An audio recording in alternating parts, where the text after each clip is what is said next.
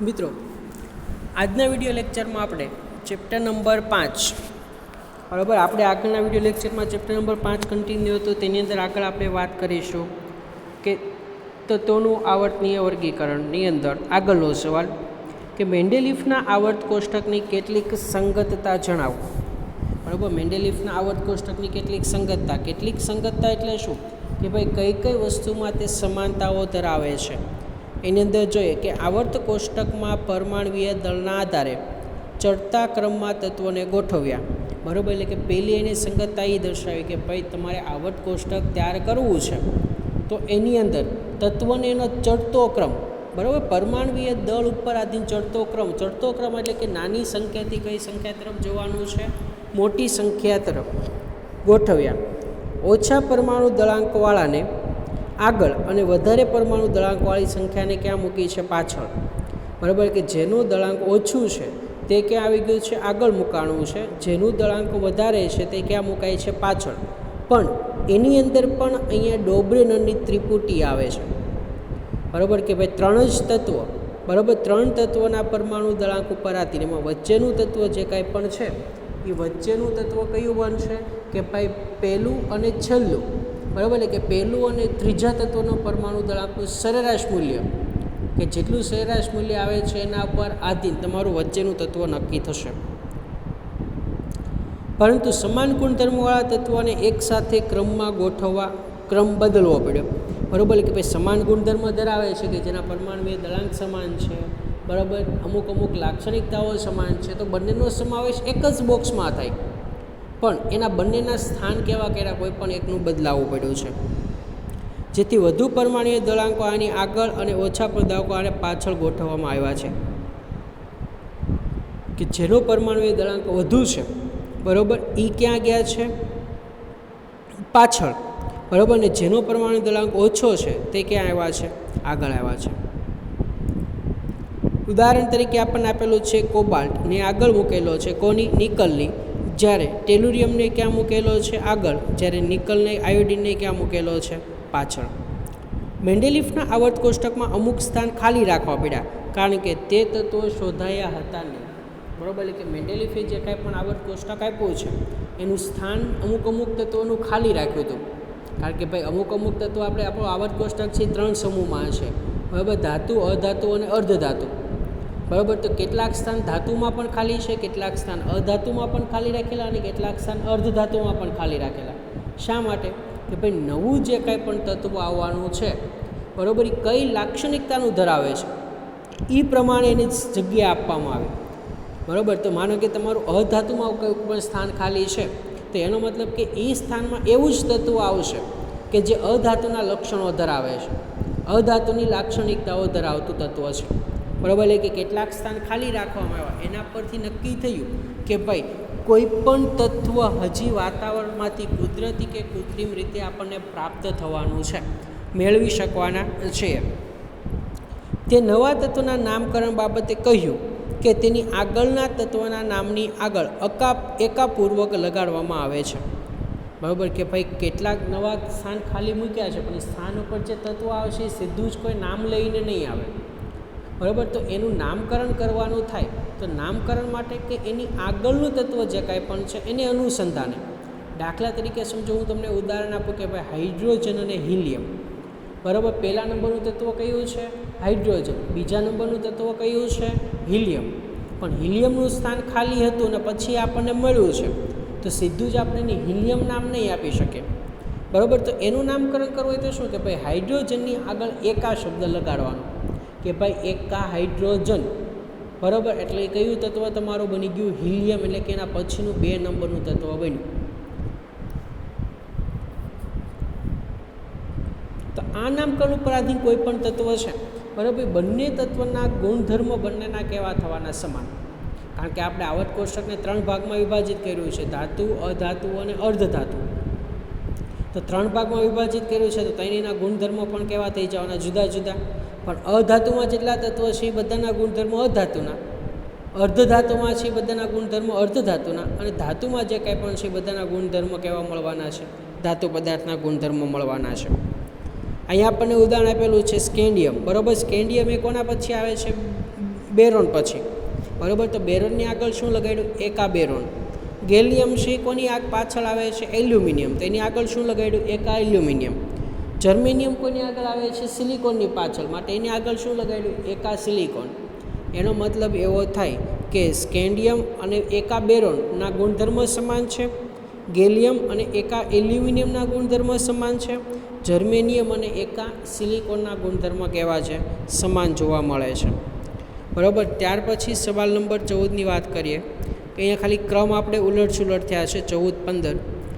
નીચેના અમુક સમૂહ છે તેમાં કયા સમૂહની ત્રિપુટીએ ડોબ્રેનરની ત્રિપુટી નથી તે સમજાવો, બરાબર. ડોબ્રેનરની ત્રિપુટી શું હતી કે ભાઈ પહેલું અને છેલ્લું, બરાબર, ના સરેરાશ મૂલ્ય જેટલું વચ્ચેનું આપણું તત્વ આવવું જોઈએ, બરાબર. અહીંયા સમૂહ આપણને આપેલો છે એ, બરાબર, પરમાણુવીય દળાંક. સમૂહ બી પરમાણુવીય દળાંક. સમૂહ સી પરમાણુવીય દળાંક, બરાબર. એટલે કે એક સમૂહની અંદર એટલે કે નાઇટ્રોજન, કેલ્શિયમ અને ક્લોરિન આપેલું છે, ફોસ્ફરસ, સેરિયમ અને બોરોન આપેલું છે, આર્સેનિયમ, બેરોન અને આયોડિન આપેલું છે, બરાબર. તો પહેલું આપણે જોઈએ કે પીનું પરમાણુવીય દળ, બરાબર. પીની અંદર આપણે જોવા જઈએ કે એનનું પરમાણુવીય દળ પ્લસ આર્સેનિયમનું પરમાણુવીય દળ, બરાબર. એટલે કે અહીંયા 3 ત્રિપુટી આપણને આપેલી છે પહેલા સમૂહની અંદર, બરાબર. તો સોડિયમનું 14, ઓલાનું કેટલું છે?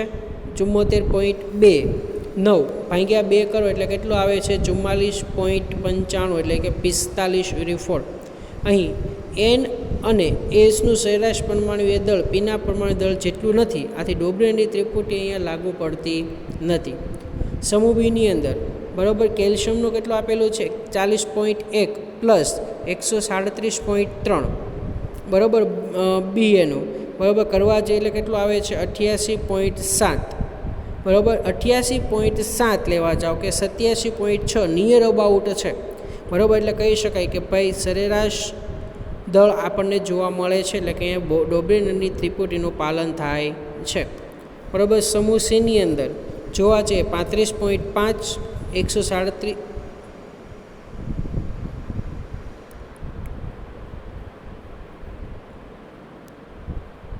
40.1, બરાબર, એસઆરની વાત કરેલી છે આપણે.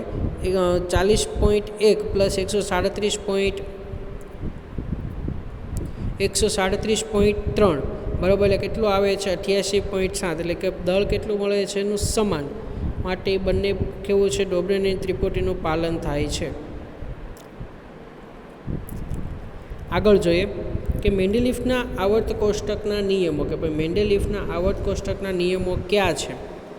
તો એની અંદર જોઈએ કે મેન્ડેલિફના આવર્ત કોષ્ટક બન્યું ત્યારે અમુક તત્વો શોધાયા ન હતા, તો તેની જગ્યા ખાલી જ હતી, જેથી સંશોધનને શું મળ્યો? વેગ, બરાબર. કે ભાઈ અમુક જગ્યા ખાલી હતી કે ભાઈ આવર્ત કોષ્ટક જેવું મેન્ડેલિફે બનાવવાની શરૂઆત કરી, બરાબર. તો અમુક જગ્યાઓ એને ખાલી મૂકી હતી કે એ જગ્યા પર એક પણ પ્રકારનું તત્વનો પરમાણુ સંજ્ઞા લખેલી હતી નહીં, બરાબર. એના પરથી નક્કી થઈ ગયું કે ભાઈ અહીંયા આપણને કોઈ પણ તત્વ મળવાનું છે, બરાબર. તત્વ મળવાનું છે આપણને ખબર છે, બરાબર. ત્યાં જગ્યાએ એને ખાલી મૂકી છે આપણને ખબર છે, એટલે કે એ શોધવા માટે એને શું કર્યું? ઉત્સુક થયા એટલે કે પ્રક્રિયાને શું મળ્યો છે? વેગ, બરાબર. એટલે કે સંશોધનને વેગ મળ્યો.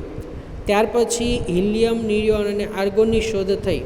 આ વાયુ ઓછા પ્રમાણમાં હતા, જેથી તેની શોધ કેવી થઈ? મોડી, બરાબર. હવે આપણા વાતાવરણની અંદર આપણને બધાને ખબર છે કે વાતાવરણની અંદર મુક્ત રીતે મોસ્ટ ઓફ બધા વાયુઓ છે.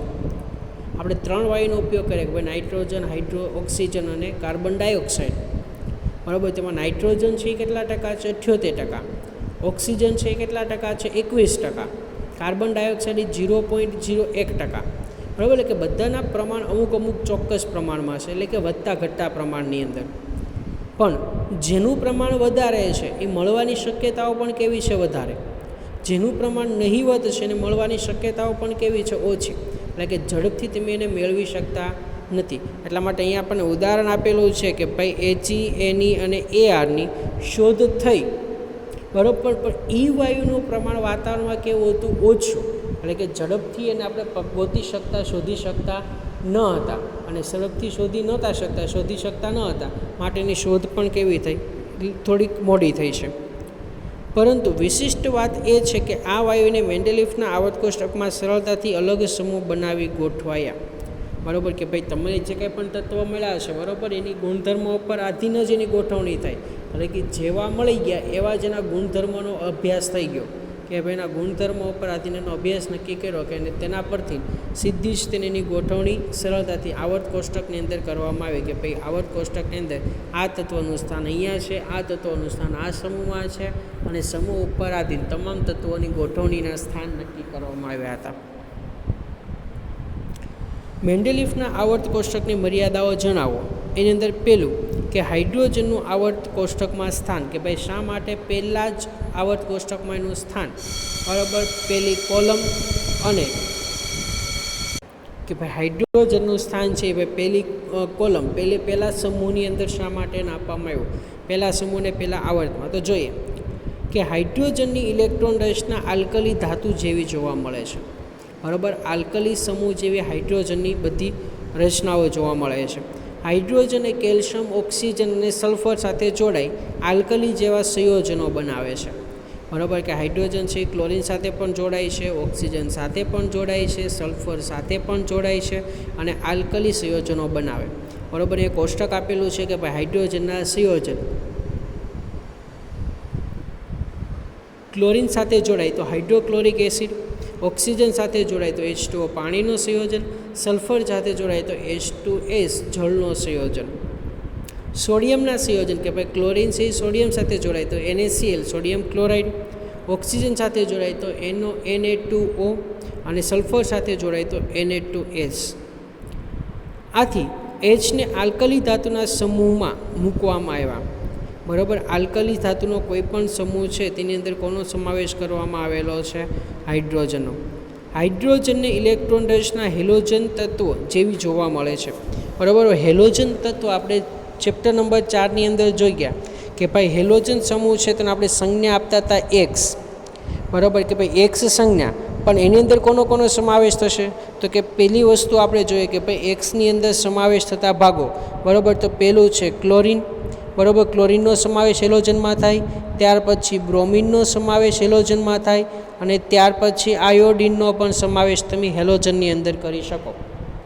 પણ અહીંયા તમારી બધી રચના એટલે કે શું કે ભાઈ હેલોજન સમૂહ જેવી રચના એટલે શું કે આપણે આગળ વાત કરી હતી કે ભાઈ જો તમારી ઇલેક્ટ્રોનની છેલ્લી કક્ષામાં 1, 2 કે 3 ઇલેક્ટ્રોન રહેલા છે તો હંમેશા ઇલેક્ટ્રોન શું થાય છે? ગુમાવાય છે બરાબર. અહીંયા ઇલેક્ટ્રોન ગુમાવવાની ક્રિયા થાય. કઈ ક્રિયા થાય છે? ઇલેક્ટ્રોન ગુમાવવાની.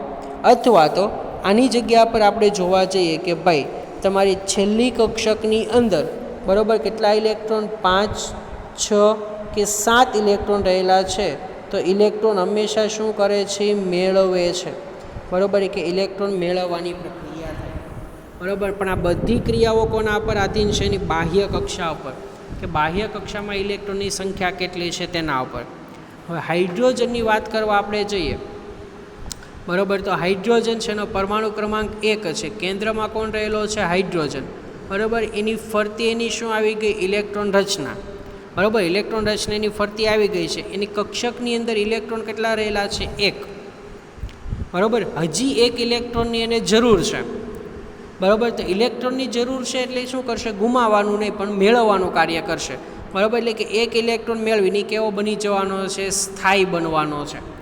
અથવા તો 1 ઇલેક્ટ્રોનની શું કરશે? ગુમાવશે પણ 1 ઇલેક્ટ્રોન મેળવવાનો છે એટલે ગુમાવવાનું કાર્ય કરશે નહીં.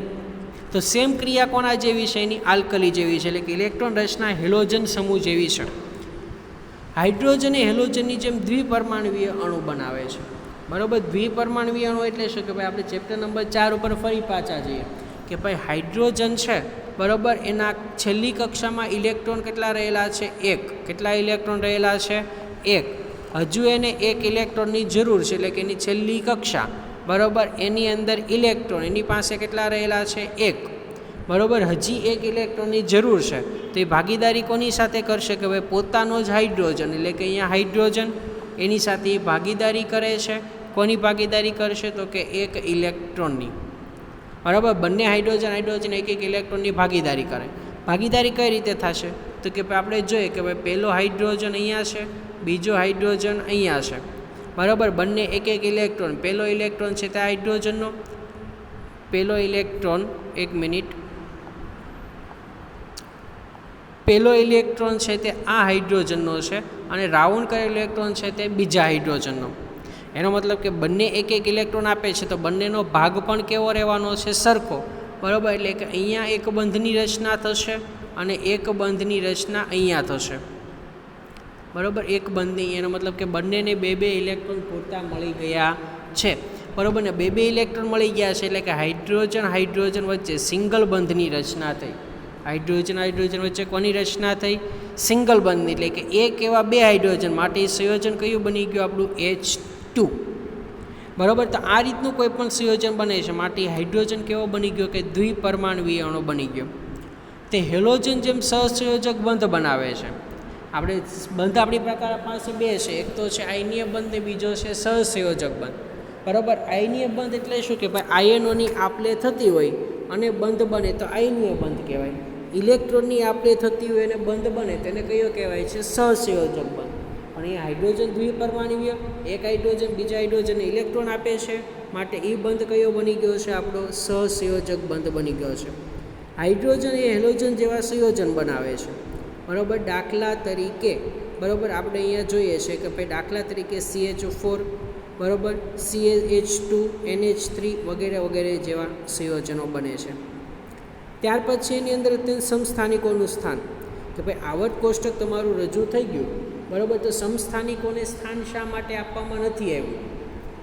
બરાબર, તો એની અંદર આપણે જોઈએ કે ભાઈ સમસ્થાનિક એટલે શું કે એક તત્વના પરમાણુ ક્રમાંક સરખા હોય પરંતુ પરમાણુવીય દળ કેવા હોય? જુદા જુદા. તો એને પરસ્પર એકબીજાને શું કહેવાય છે? સમસ્થાનિકો કહેવાય. પરમાણુ ક્રમાંક સરખા છે, પરમાણુવીય દળાંકો જુદા જુદા છે, તો આવા બધાને એકબીજાના શું કહેવાય? સમસ્થાનિકો. બરાબર, દાખલા તરીકે આપણે કાર્બનની વાત કરીએ તો કાર્બનના સમસ્થાનિકો છે ગ્રેફાઇટ છે, કોલસો છે, હીરો છે. બરાબર, તો કાર્બનને તમે આવર્ત કોષ્ટકમાં સ્થાન આપ્યું છે પણ તમે સમસ્થાનિકોને જો સ્થાન આપવા જાઓ તો 118 + 3 એટલે કેટલા થઈ છે? 121 તત્વ બની ગયા. પણ સમસ્થાનિકો શું છે કે ભાઈ તત્વ નથી કોઈ, બરાબર, પણ જે તત્વ છે એનો બીજું અપર રૂપ છે. એની અંદર આપણે જોઈએ કે સમસ્થાનિકો રાસાયણિક ગુણધર્મો સરખા હોય પણ પરમાણુવીય દળાંક કેવા છે? જુદા જુદા. બરાબર, કે ભાઈ પ્રત્યેક સમસ્થાનિક રાસાયણિક ગુણધર્મો સમાન ધરાવે પણ એના પરમાણુવીય દળાંક કેવા જોતા હોય? જુદા જુદા હોય. મેન્ડેલિફનું આવર્ત કોષ્ટક બન્યા બાદ સમસ્થાનિકોની શોધ થઈ. બરાબર, કે મેન્ડેલિફે જે કંઈ પણ આવર્ત કોષ્ટક બનાવ્યું એ આવર્ત કોષ્ટક પછી બરાબર સમસ્થાનિકોની રચના થઈ.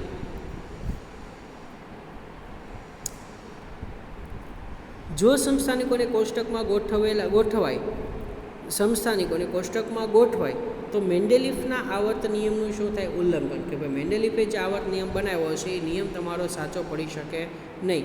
આથી સમસ્થાનિકોને કોષ્ટકમાં સ્થાન મળ્યું નથી.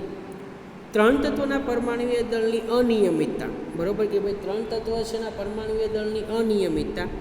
એક તરફથી બીજી તરફ જતા પરમાણુવીય દળમાં અનિયમિતતામાં વધારો.